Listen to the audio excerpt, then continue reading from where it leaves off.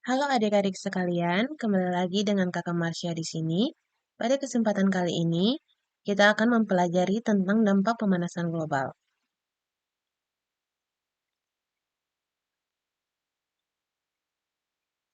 Nah, sebelum kita masuk ke dalam materinya, di sini ada pendahuluan yang dimana perubahan iklim yang sulit diprediksi saat ini menjadi tantangan besar bagi para ilmuwan dunia. Berbagai fenomena alam seperti banjir, longsor, kekeringan, angin ribut, dan lain sebagainya merupakan dampak dari pemanasan global yang disebabkan oleh meningkatnya emisi gas rumah kaca atau biasa disebut dengan efek rumah kaca. Nah, rumusan masalah dari materi kali ini itu ada tiga. Yang pertama, apa penyebab dari pemanasan global? Yang kedua, apa saja sih dampak dari pemanasan global? Dan yang terakhir, hal-hal kecil apa saja yang bisa dilakukan untuk menjaga keseimbangan alam? Nah, kita masuk kepada pembahasan kita, penyebab pemanasan global. Pemanasan global ini terjadi akibat adanya pembakaran bahan bakar fosil seperti batu bara, minyak bumi, gas alam, dan asap-asap pabrik maupun kendaraan yang menghasilkan karbon dioksida atau CO2 dan gas-gas lainnya ke atmosfer yang dikenal sebagai gas rumah kaca. Dampak dari pemanasan global itu ada 5.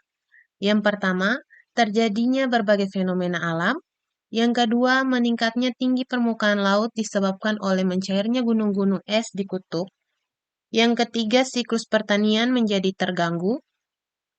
Yang keempat, hewan dan tumbuhan yang terancam punah. Dan yang terakhir, munculnya wabah penyakit yang menyerang manusia. Peran dunia dalam menghadapi isu pemanasan global itu apa sih? Nah, isu pemanasan global ini telah diantisipasi melalui gagasan dan program menurunkan emisi secara internasional yang telah dilakukan sejak tahun 1979.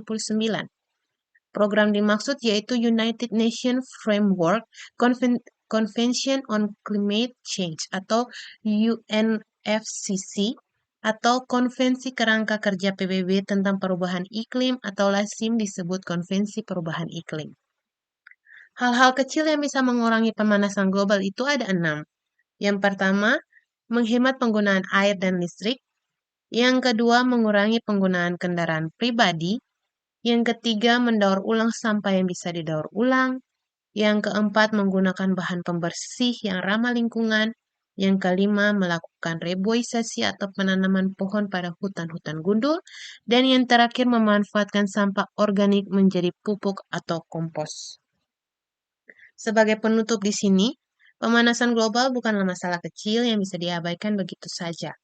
Karena hal ini menyangkut keberlangsungan hidup miliaran manusia atau makhluk hidup di muka bumi, karena sadar atau tidak, kita adalah salah satu penyebab dari meningkatnya efek rumah kaca melalui aktivitas-aktivitas harian kita. Maka dari itu, mulailah untuk lebih memperhatikan lingkungan sekitar dari hal-hal kecil dan sebisa mungkin mengurangi kegiatan yang memberikan potensi meningkatnya pemanasan global. Sekian untuk materi kali ini. Apakah ada pertanyaan dari adik-adik sekalian? Jika ada, adik-adik bisa komen di kolom komentar di bawah dan kita akan bahas pada pertemuan berikutnya. Sekian dan terima kasih. Sampai jumpa lagi.